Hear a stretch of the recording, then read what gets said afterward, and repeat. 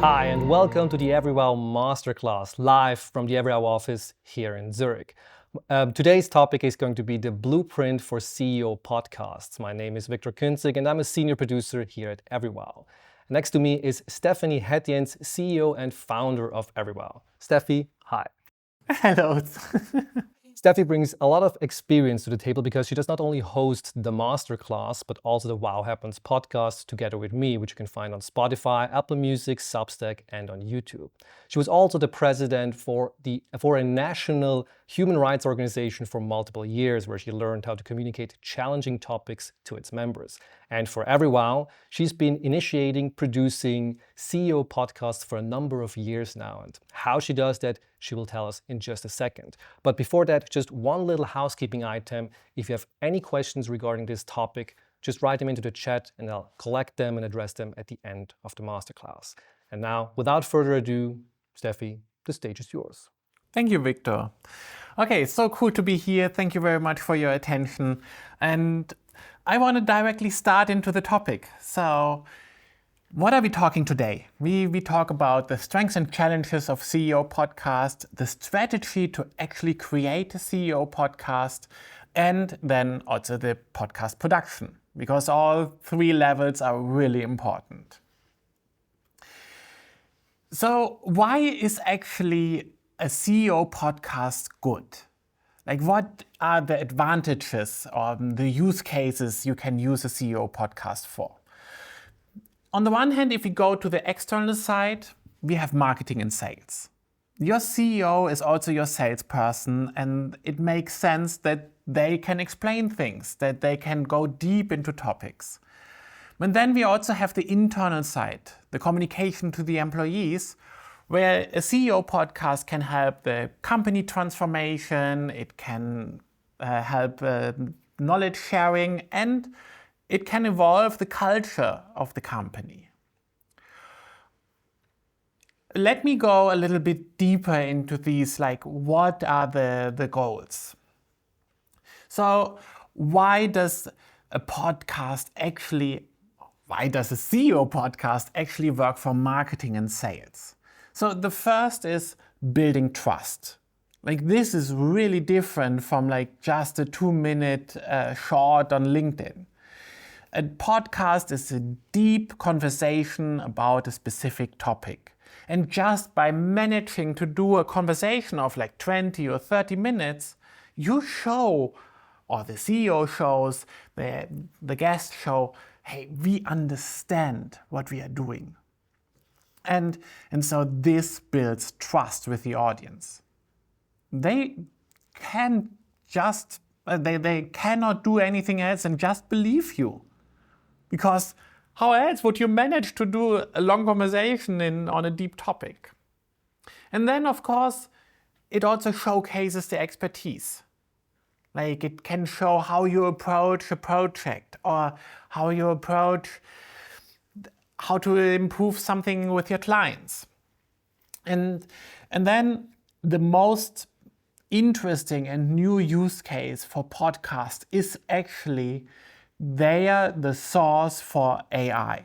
Like, today, search works differently. We are in 2026, it's not anymore only Google.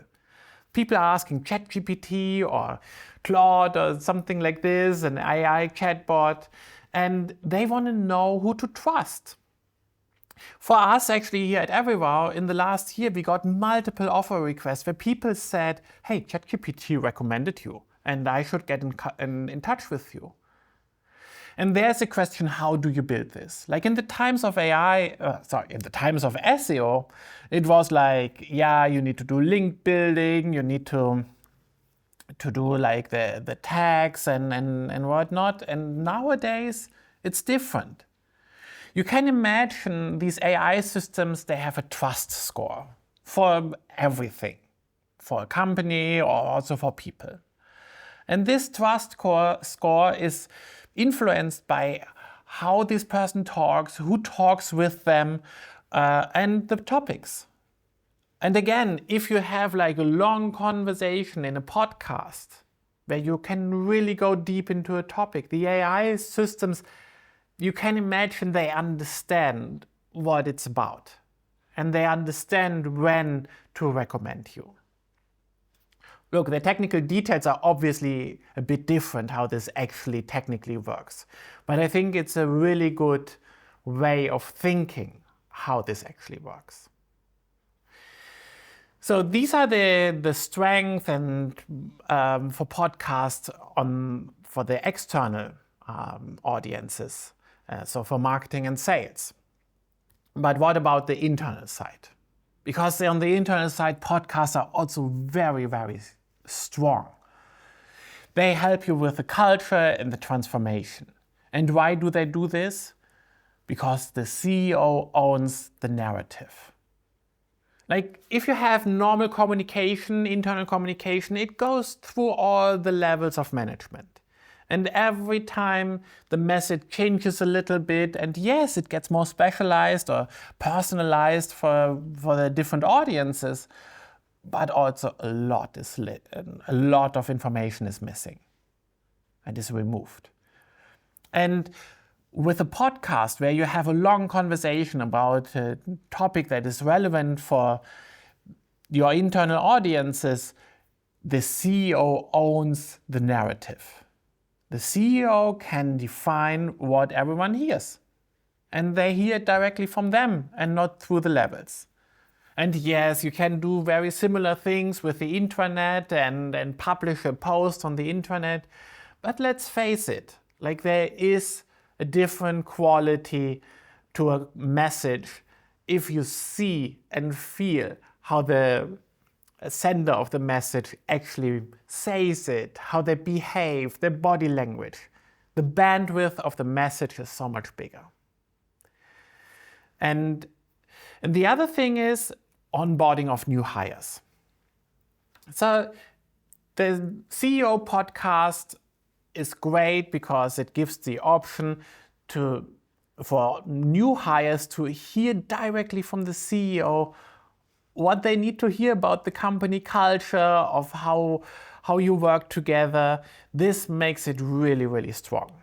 And yes, of course, it's better if the CEO talks personally to them, without any question. Like, if you have an onboarding event every few months and the CEO comes and has a 10-minute talk, the podcast is not the replacement for that. The podcast is an additional element that also communicates the culture of the company and can go way deeper than the CEO can do in 10 minutes. And if this comes from the CEO, it is really powerful, especially for new hires, because they are highly, highly, highly committed and they really want to hear more about how the company works, what the CEO thinks.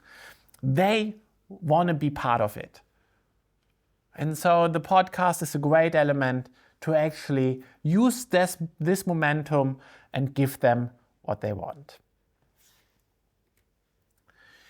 Then we have some things that are really specific for the CEO.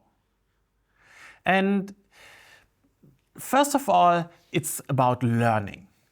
Like, the CEO needs to understand how the company works. And I think the good CEOs, what you always see is they have a deep understanding of how the company actually works. They don't only stay on the high-level management level. They have deep conversations. And this they need to learn. And the podcast gives them a good deadline why it's worth now to discuss this. We produce a podcast with a CEO where he talks with UX experts, where he talks about insurance software, like all the specific details. And he needed to learn this. So, and then the next thing, the value a podcast creates for the CEO is the thought leadership. Like, the podcast not only stands for itself. A 20-minute conversation shows obviously thought leadership, but the podcast also allows to use this whole conversation, split it up into small pieces, and really show the thinking of the CEO to build a personal brand.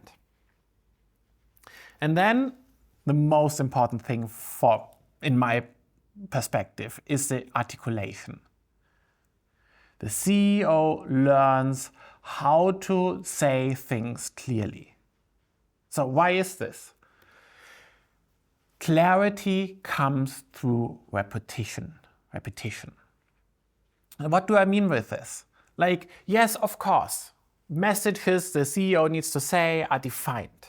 They are maybe defined by themselves or through the strategy, the values, the vision, also the daily business maybe, and market situations that define what needs to be communicated. But there is a different quality if the CEO has repeated the message already multiple times, because they get a feeling for the music of the message, for the tone in the sentence, how to say it. The CEO learns when the audience actually understands, when they clap, when they react to their message. And this comes with repetition. This is basically impossible to do the first time. And yes, with a podcast, you are not going from 0 to 100 immediately. But you have already a lot of steps done, a lot of repetition done before you actually hit the audience. And why do you do these repetitions? Because the podcast is not live. You can record a podcast. You can tell the CEO, hey, that didn't land for me. Let's redo it again. And they learn it and they do it again and again and again. Maybe like 3 times. And so we are already in the repetition scale. So if we look now at the problems of podcasts, hey, half of them are failing and really early into the game. A podcast is a long-term game. You will not be successful within 5 episodes. You need repetition also in this. People need to learn that it's actually interesting to listen to you or to your CEO. But a lot of people, podcast hosts, stop before the 3rd episode. Half of them actually. Victor and me, we are now in our 15th episode of our podcast. And hey, it's difficult. It needs a lot of commitment. And this is the problem. The commitment. It's not the content. Every CEO knows what they want to talk about. It's clear from the daily business, it's clear from the strategy, from the vision, from all these things that were already thought and worked out in the board of the company or in the executive committee. But the problem is commitment. And if you look, okay, what is behind this commitment? Why is the commitment actually the problem? Then we identify 3 killers of CEO podcasts. First, and I think this is one of the most important one, is there's no clear success metric. When was the podcast actually a success? Because, hey, if you are in B2B, and I will go I will go deeper in this a little bit later, but if you are B2B, the numbers are always small. If you are B2C, yes, you need to have 1 million views or something, and then you can really measure against this. But B2B, you don't need 1 million. You need the right people. And so if your metric, your success metric is views or downloads, you are lost. And this is not what it's about. The next thing is underestimating the effort. A podcast is a lot of work. But with some tricks, you also manage to get the work actually away from the CEO and can put it somewhere else. We get to this a little bit later. But still, the CEO needs to have some hours per episode. And the last thing, and we all know this, like we are a small business, and I still have, and I already have this, the calendar Tetris. It's like, yeah, you need to here, like, let's work this one meeting a little bit to another time. And this is the problem. Because yes, podcasts, they need time, and there is, like, especially in the times of the recording, you need to have a bit of time in as a block. So let's go into the details. So measuring the success for external podcasts, because that is different from the internal ones. So I said already B2C, then okay, you can go for numbers because you also need to, but B2B, this is definitely the wrong metric. Like many years ago, I used to work for ABB, and we had a project. We tried to measure like the success of specific pages on the website of ABB, and they have this website for 800 kilovolt undersea cables. Like, this is a very niche product of them. Not everyone needs this. Like, there are literally like probably like 10 people on the whole world that are interested in 800 kilovolt undersea cable. And so this website with these information, with the detailed information about these cables, is a success if there are 5 people on. Because also no one Googles for this, right?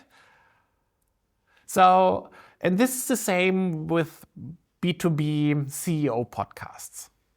You cannot go for the raw numbers. And on top of that, by the way, podcasting is a very old technology. The technology stack is actually not that good. And like measuring it is really difficult. So what can we actually measure? We can check for social media comments and DMs. Victor and me, we had this last week on Wow Happens that someone commented on my LinkedIn post where I shared the podcast. He said, already listened. This is a strong signal. Because if one person listens, then also other people listen. And let's face it, he's from the industry and it's a relevant thing. So then, but depending on the business, not everyone feels comfortable commenting publicly. So as a CEO or as a communications team of a CEO, you need to choose what is actually more important. Are these the comments or the direct messages? Because depending on the business, it maybe goes more to the one or more to the other. But these are strong signals. Then another good signal is sales acceleration. Like if your potential clients listen to the podcast and your sales team needs to do less explaining, less trust building, because the buying center of the client comes already convinced into the first conversation. This is an unbelievable strong signal. And we actually had this. Like for one of our clients where we produce a podcast with the CEO, they got invited to a pitch in Germany. And it was like a really major potential client, a national client from Germany for them. And they said explicitly, oh, we watched your videos and we believed you that you know what you are doing, and so it's worth inviting you to the pitch and see how you actually solve our situation. And the third thing is repurposing the content for sales. If your podcast is so produced that your sales team wants to send snippets from the episode as part of handing in quotes and offers, that is a really strong signal about the efficiency of the podcast and the success. Because it's basically, they think, oh, it's really good if I show our CEO, it will help me get my commission. Now, these are the success factors for the external podcast. How does it look internal? So the internal podcast, I think one of the strongest signals is actually how often does it get referenced? Like how often do employees actually say, oh yeah, I had the same question and I listened to the podcast and now I know. Or how often do they comment maybe on the internet, hey, yeah, to a question, hey, yeah, this is this and that and I have heard this in the podcast. Then we have already the onboarding. So is the podcast actually used for the onboarding? Does the onboarding HR team think, yes, this is worth putting in our onboarding protocol? Then leadership engagement. Like, how often can the CEO or the executive leadership actually say, yes, hey, interesting question, and this is like this and this and this, and if you want to know more, listen to the podcast of our CEO. And then the last thing, employee feedback. So, and there we first need to keep in mind like this PR slogan, right? There is no bad PR. So not every employee feedback to the podcast needs to be a positive one. But as soon as employees have feedback, positive or negative, it's a signal that they listen to the podcast and that they worked with the content of the podcast. And if they do this and they comment, it's a strong, strong, strong signal. And then, of course, it's better if it is positive feedback, right? Like, without any question. But also the negative one is very, very strong as a signal for success. So, and then if we now know what are our success factors, we need to think about how to minimize the effort of the CEO, because this is the critical path of your podcast production with the CEO. Because everything else you can organize, and this you can't. You need to work with whatever is there. And the first question that needs to be asked is, should the CEO be the host of the podcast? And then is the question, how? So there is the option to do a solo talk, like I do right now. Right? Like I talk to the camera, Victor is gone. Hi, Victor. But I'm talking here now for half an hour, and hopefully you're still listening. But this is really difficult. It needs a lot of practice. It needs a lot of time to be actually comfortable talking to a camera and make complete sentences. And this is different from being on stage. And so just alone because of this, it's probably not the best choice. And the other thing is podcasts are a medium with a dialogue. And it also helps to create the positioning of the CEO if he or she is not alone, if they have a conversation. And then is the question, what is actually the role of the CEO? Is the CEO the host of the podcast? Which is probably the default. So like the CEO interviews a guest and shows like this has a lot of advantages, but it also requires extensive preparation because you need to think about interesting questions. You need to think about how can I go deeper? Then we have the option that the CEO is actually the guest. There is an interviewer at this podcast who interviews the CEO. The advantage is the CEO needs to prepare way less. Because let's face it, most of the answers they anyway know already. They maybe need to think about how to repeat the message multiple times so that it gets a bit more fluent, but in general, they know what they want to say. Then we have the option that the CEO and someone else is a co-host. This is what Victor and me are doing in our Wow Happens podcast. And this is really difficult. This is not saving time of the CEO. This is actually multiplying time. Like Victor and me, we thought, yeah, that's easy. And it's not. It's not easy. It's very difficult. And it needs a lot of coordination between the two of us to actually produce an episode. And we really need to create this atmosphere where we can prepare stuff together and separately. And this just takes so much time. And then, just so that I have mentioned it, or companies also can do podcasts without the CEO. And it's okay, and they also work. The great example is, by the way, Microsoft. There, for example, the CTO has a very successful podcast. And then we have, but if you think the CEO is maybe not only let's imagine the CEO is not the host and instead the guest. Then not every episode needs to be with the CEO.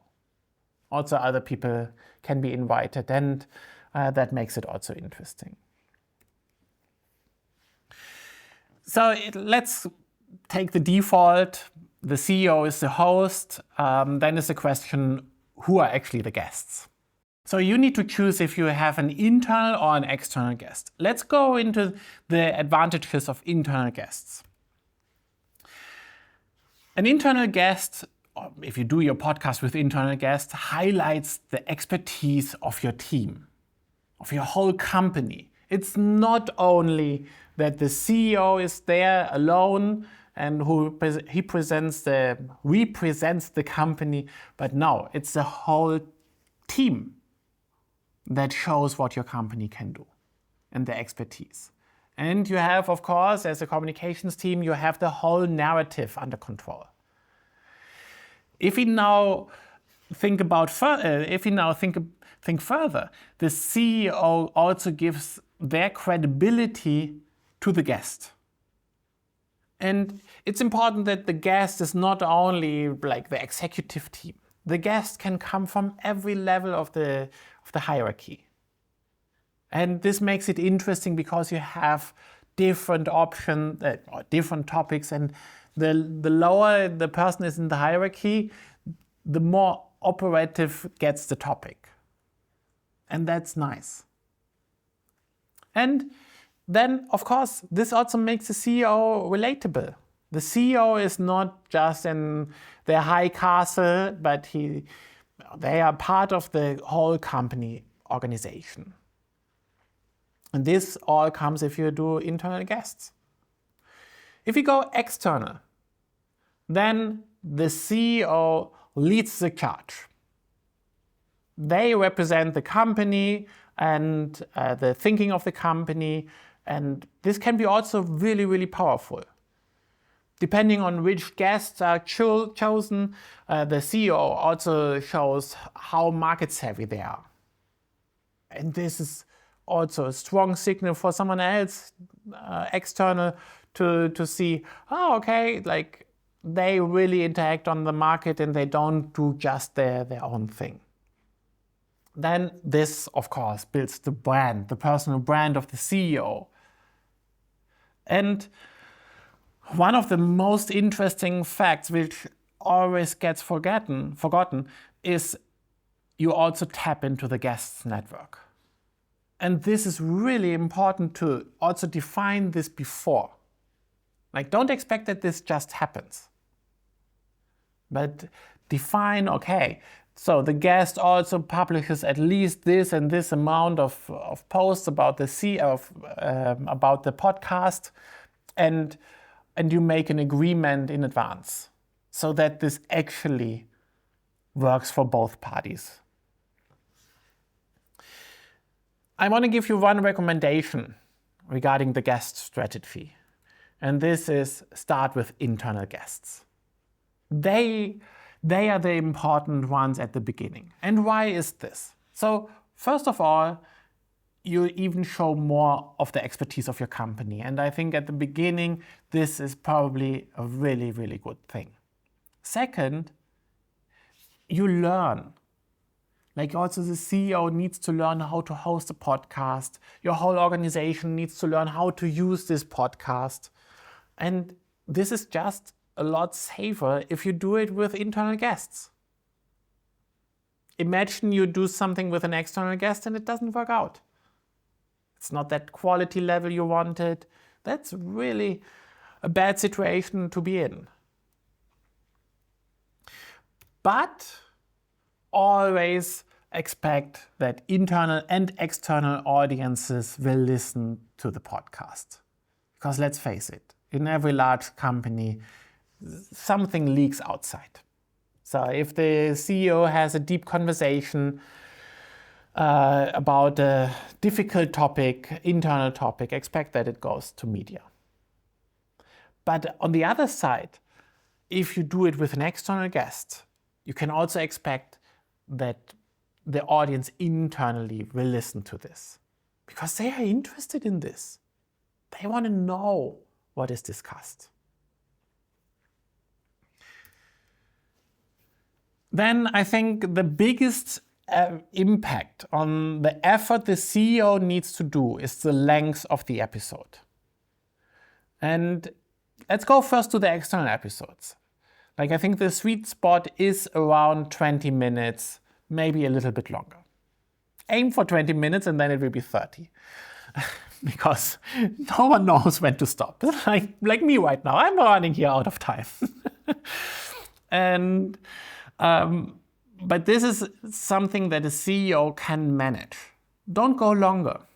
It will be really difficult to have a deep conversation because it needs so much preparation. If we go to the internal side of podcasting, then I would aim for 5 minutes or less per episode. And it's better to make more episodes, but these are highly focused. So you can also record multiple episodes with the same guest, and from the beginning you imagine you will split this up. You have one long interview that you split up into multiple episodes. That's also okay. But it's for internal audiences, I think it's really, really important to keep the episodes very, very short. Because they want to know something very specific. They don't want to hear the fluff around it. They have a question, and this question needs to be answered, and it needs to be answered on the spot. In this instance. And so also if we go to external podcast, I think regular cadence is really important. For the internal podcast, I would more do it if there is something to communicate. Don't expect that you need to do regular internal podcasts. If there is something, you do it, and if not, if not. But externally, you need to build the habit. So how do we get more time away from the CEO? So first of all, there's a strategy, the podcast strategy and the topic selection. And this shouldn't be done by the CEO. Like the communications department or the communications team should make suggestions and have a ready-made concept. And then, of course, discuss this with the CEO. Make these proposals, and the CEO has input on it, what they like, what they don't like, where they feel comfortable, where they don't feel comfortable. Adjust it accordingly. And then also come with already a decision, who is the guest and all of these things, and then discuss with the CEO, hey, where do you want to lead this conversation to? When the CEO has answered this, and this can be like a very short meeting, this can be 15 minutes per episode, then do an interview with the guest. Like a journalist would do it. Like have a long interview with a guest, really go deep into their topics. And then from this, you create the briefing for the episode, how the CEO should lead through this whole episode. Then have another meeting shortly before the recording with the CEO and the guest, and see does the flow for them really work? Where do they want to have some changes? And then do the recording. And this briefing meeting can be on the day of the recording or maybe a day before. Don't put it weeks in advance. The rest, the first 3 steps, you can do really early in the process. But the guest and the CEO briefing, give them a chance to have this stuff in their short-term memory. With this, I think an experienced CEO for, let's say a 20 minutes episode can do this in 1.5 to 3 hours per episode. So if you want to keep the number so low, how do we actually make sure that there's no time lost in the recording? So the recording is the one thing that takes the most amount of time. And how do we keep the effort low here? So first of all, before we start with the recording, there needs to be a warm-up. Like, the CEO needs to get into the room. They need to make it their room. They need to feel comfortable. Because if they don't feel comfortable, the conversation doesn't flow. Then you need conversation direction. Like, someone needs to monitor, is the CEO actually going in the right direction? Like, I want to give you an example. Like, what I often do is, like, the CEO continues already to the next topic, and I say, hey, no, wait a moment. Can you go a bit deeper on that topic, on the previous topic? Because then comes actually the interesting pieces. Then a podcast recording needs media coaching. And of course, we need the editorial oversight. Like, all the things that we say, is it actually okay to say them, or do we need to say something different? And if these things all happen in the recording, that can make the recording very compact and fast and keep the effort for the CEO low. Now is a big question, does the CEO actually say every word correctly and perfectly, and all the sentence perfectly and to the point? And the answer is no. So it's really difficult for CEOs to abstract what level of context they need to give if they say something, and probably most of them are going more to the longer side. And that's okay. Because a good podcast episode actually comes from great planning and skilled post-production. These are the things that actually create the episode. And yes, we need to make sure that we record the right things, but if the CEO goes somewhere in the explanations, we can cut this out. And if you have a good podcast post-production team, then they can do their magic. And it sounds like really, really good and fluid. Now, hey, does a podcast actually need a video? Or is audio only okay? Hey, we are in 2026 now. Podcasts are videos nowadays. They are not only audio. Like, YouTube is the biggest podcast player in the world. They have 1 billion podcast views per month. And YouTube is a video platform. And Spotify goes in the same direction. Spotify pushes video podcasts. Substack, video. It's like podcasts are video shows by now. And then comes the big question, hey, does it really need to be a professional video production with how expensive is this? And I think this is the wrong question. Like, what is a better question? How critical is it to protect the CEO's time? Because with an unprofessional production comes that you maybe need to repeat a recording. It maybe happens that some technical glitch, or that something was said that shouldn't be said. And all these things add to the time of the CEO. And this can mean that you don't have the time to finish the episode because the CEO needs to leave. And then everything, you need to redo it basically. Or that there was actually a technical glitch.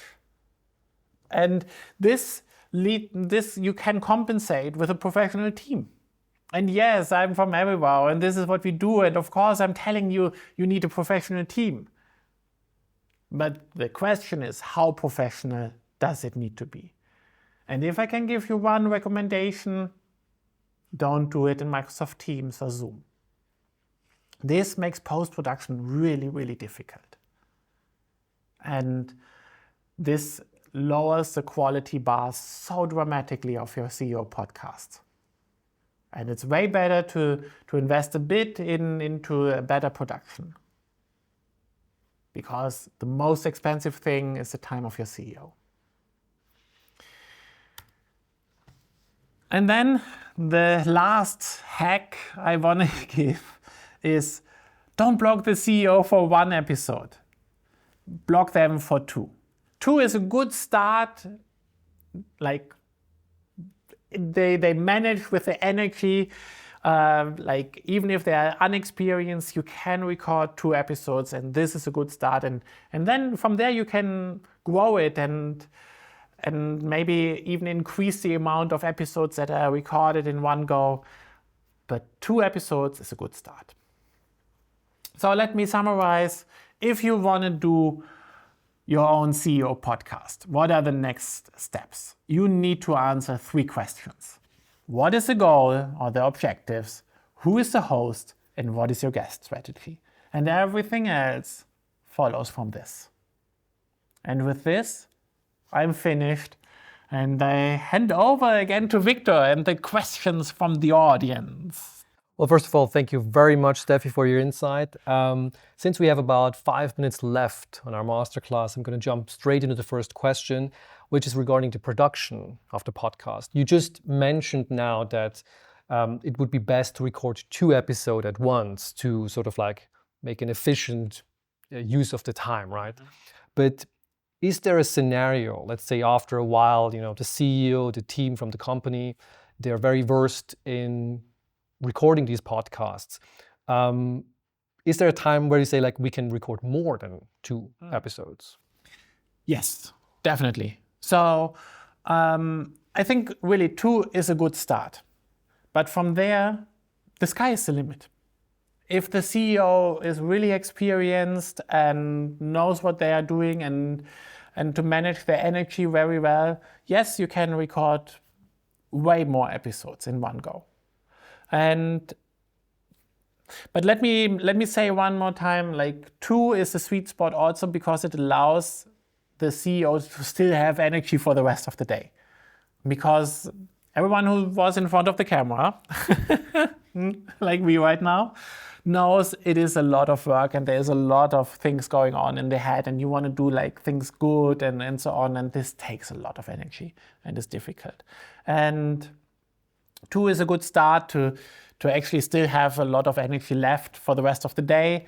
But then, yes, of course, if at one point the CEO feels like, hey, I'm not tired anymore when I do this, then increase the number. And I think the maximum I have ever heard was 8. 8 on one day. I have a follow-up question for this. Would it help or change anything if the podcast was recorded live?